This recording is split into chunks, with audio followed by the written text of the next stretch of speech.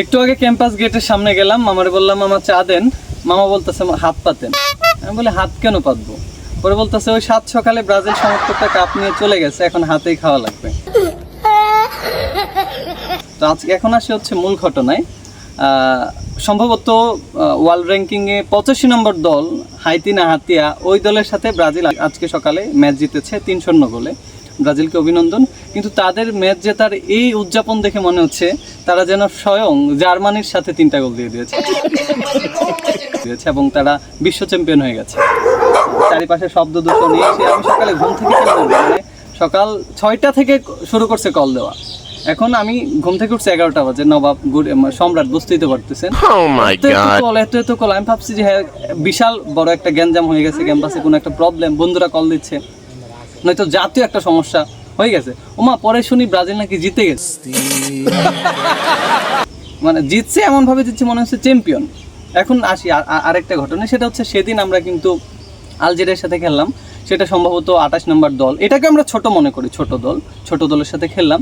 সেদিন আমরা যখন ম্যাচ জিতে গেলাম, আমরা কিন্তু ম্যাচ জিতে যে এরকম না, আমাদের লিওনেল মেসি হ্যাট্রিক করেছে, মানে 3টা গোল দিয়েছে।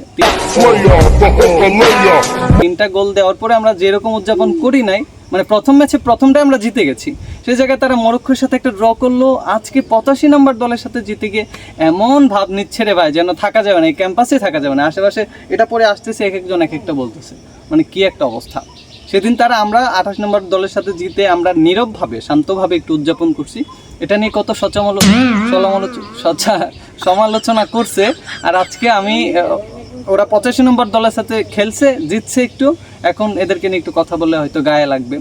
যাই হোক, আমি মনে করি হাইতে একটা দল আর গামছা একটা কাপড়, এই দলের সাথে জিতে গিয়ে যদি এরকম এক্সট্রিম লেভেলের উড়ন্তপনা স্বভাব, এরকম কথাবার্তা, মুখ দিয়ে একেবারে কি ঝরতে, আগুনের ফুল কি ঝরতেছে নাকি ফুরঙ্গি ঝরতেছে, এগুলা নিছক বোকামির বহিঃপ্রকাশ। সামনে তো আরও আছে ম্যাচ, দেখা যাক। আর্জেন্টিনার সাথে আছে, তোমাদের হবে। বাট আজকে যা করলো তো, আমি ভাবছি যে কাপ নিয়েই চলে গেছে। আমি আর এই ক্যাম্পাসে থাকার মতো ওইরকম অবস্থা নাই। এক একজন বন্ধু এমনভাবে কল দিচ্ছে যে এই ক্যাম্পাসেই থাকবো না, এই ক্যাম্পাসটা এখন ব্রাজিলের দখলে চলে গেছে। জানি না, জার্মানির সাথে অন্তত তোমাদের এবার দেখো, যাওয়ার আগে বলে যাই কুমিল্লা বিভাগ চাই।